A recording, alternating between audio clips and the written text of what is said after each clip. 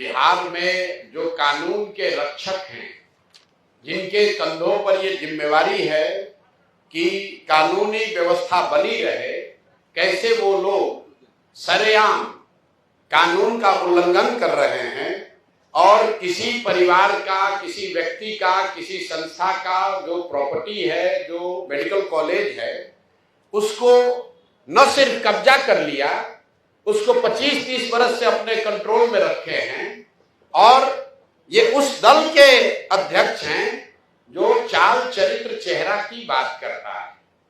ये वो दिलीप जायसवाल हैं जो बीजेपी के अध्यक्ष हैं और साथ ही राबड़ी देवी के मुंह बोले भाई भी हैं। ध्यान रखिए, ये कब्जा इसलिए नहीं किए हैं कि ये बीजेपी के अध्यक्ष है, ये कब्जा इसलिए कर पाए हैं कि हमाम में सब नंगे हैं।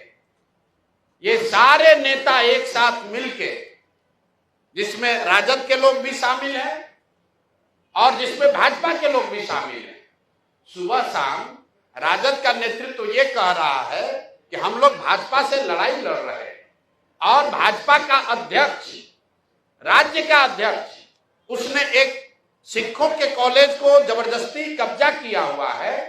उसको राजद की इतनी बड़ी नेत्री राबड़ी देवी कह रहे हैं कि मेरा मुंह बोला भाई है, और उनके मुख्यमंत्री रहते हुए ये कब्जा हुआ है और उसके बाद लगातार ये कब्जा बना हुआ है।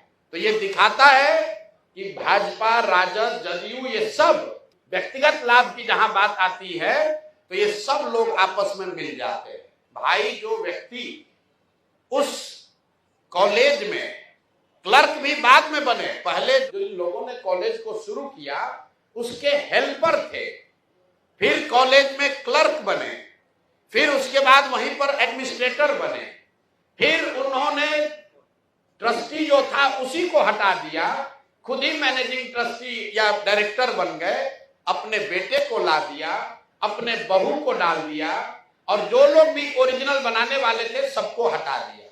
उन्होंने जो किया ये तो बहुत गंभीर विषय है, लेकिन आपके हमारे लिए गंभीर विषय ये है कि बिहार में 25 साल से ये चीज चल रहा है, आज तक न किसी ने आवाज उठाई, न उन पर कोई कार्रवाई हुई, न उस आदमी को कोई डर है, बल्कि वो आदमी क्लर्क से बढ़ते बढ़ते अब भाजपा का यहाँ का अध्यक्ष बन गया है। ये कैसे संभव है? ऐसा नहीं है कि बीच में मामला उठा नहीं है। एक व्यक्ति राजेश शाह की इसमें संदिग्ध हत्या भी हुई है, उस पर केस भी हुआ है।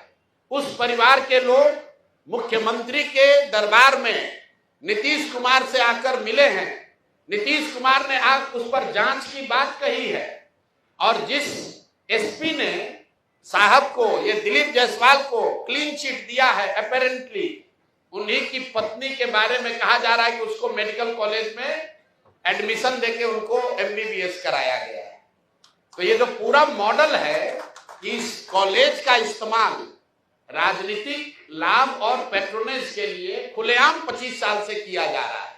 अब एक आंकड़ा सुनिए, 50 से ज्यादा पॉलिटिकल लोगों के परिवार के लोग, एक तो नहीं, 50 से ज्यादा अलग अलग पॉलिटिकल परिवार के लोग, उनके बच्चे, उनके परिवार के सदस्य बिना किसी एडमिशन टेस्ट के मैनेजमेंट कोटा से इस कॉलेज में उन्होंने एडमिशन लिया, वहां से मेडिकल की उनको डिग्री मिल गई, और वो सब दिलीप जायसवाल को बचाने और मदद करने में लगे रहे।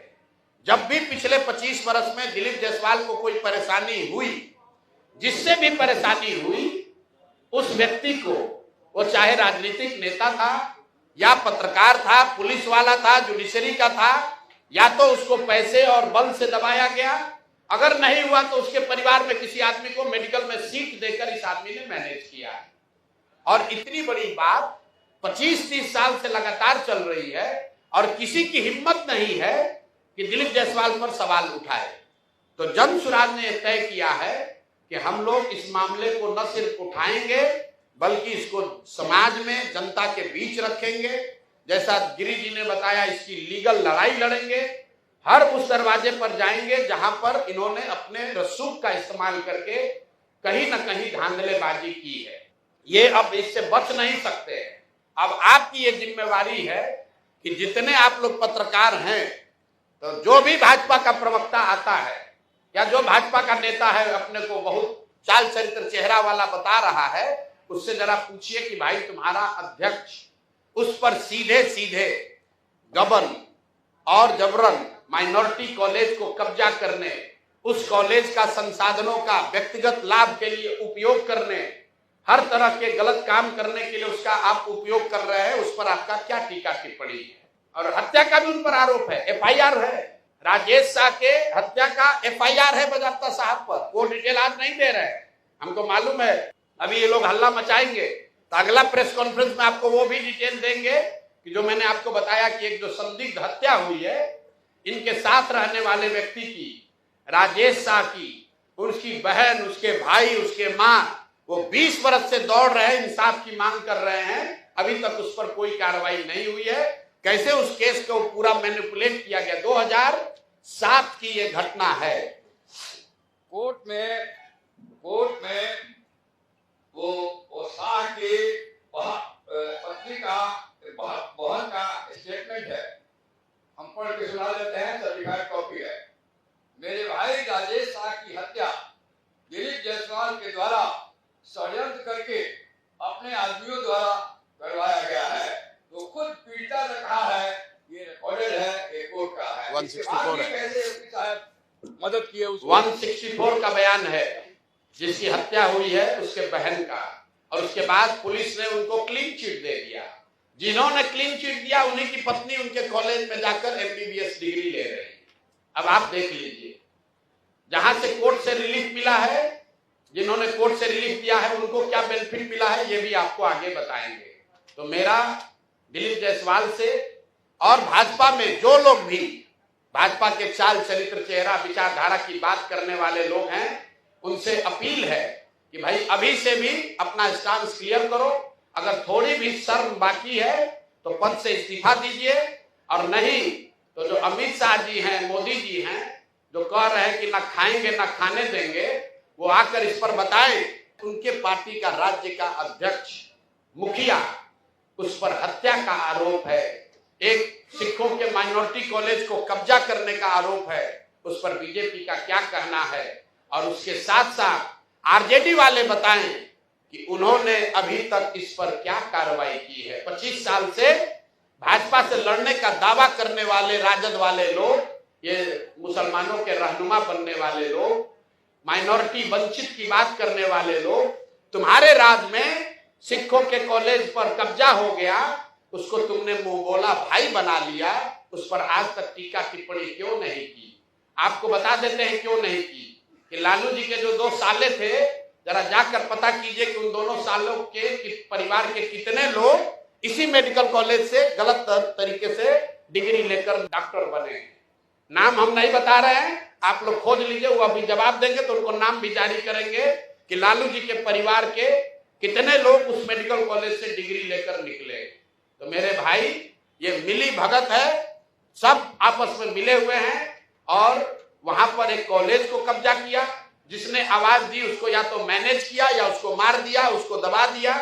करतार सिंह जी जो वहां मैनेजिंग ट्रस्टी थे, उनको केस में फंसाया, जेल में उनको उनके साथ मारपीट की गई, उनको इतना टॉर्चर किया कि करतार सिंह जी किशनगंज छोड़कर भाग गए। जब वो किशनगंज छोड़कर भाग गए, उसके बाद जाकर उनके साथ दबाव में समझौता करके केस विड्रॉ कराया है। तो भाई ये बात पब्लिक डोमेन में आनी चाहिए, भाजपा का भी, उसके साथ जदयू का भी। और एक और बात समझ लीजिए कि 3 बरस लालू जी राबड़ी जी की बात छोड़ दीजिए, अभी नए नए उनके लड़के जो नेता बने हैं, 2 बार जब महागठबंधन की सरकार रही है, दोनों बार स्वास्थ्य मंत्रालय उसका मंत्री राजद के लोग रहे हैं, दोनों बार डिपार्टमेंट राजद के पास रहा है। जदयू वालों से पूछिए कि सुशासन की बात करने वाले नीतीश कुमार 20 साल से यहां शासन कर रहे हो, दिलीप जायसवाल को बगल में बैठाकर चाय पीते हैं, सीटों का निगोशिएशन करते हैं, तो क्या आप मानने को तैयार हैं कि मेडिकल कॉलेज पर अवैध कब्जा करने वाले के साथ बैठकर आप राजनीति कर रहे हैं? इसका दूसरा चरण अभी 7 दिन में जब उनका जवाब आएगा तो फिर जारी करेंगे। इनको छोड़ेंगे नहीं, हर 7 दिन पर लोगों को बताएंगे कि इस आदमी का चरित्र क्या है, और इसके साथ जुड़े हुए लोग चाहे वो भाजपा के हों या राजद के, अब वो बच नहीं सकते हैं। अगर कानूनी तौर पर बच भी गए हो तो पब्लिक के सामने आपको खड़ा करेंगे, और 3 महीना के बाद अगर जनसुराज की व्यवस्था बनी तो आपको आपके साथ क्या होने वाला है अभी से आप समझ लीजिए।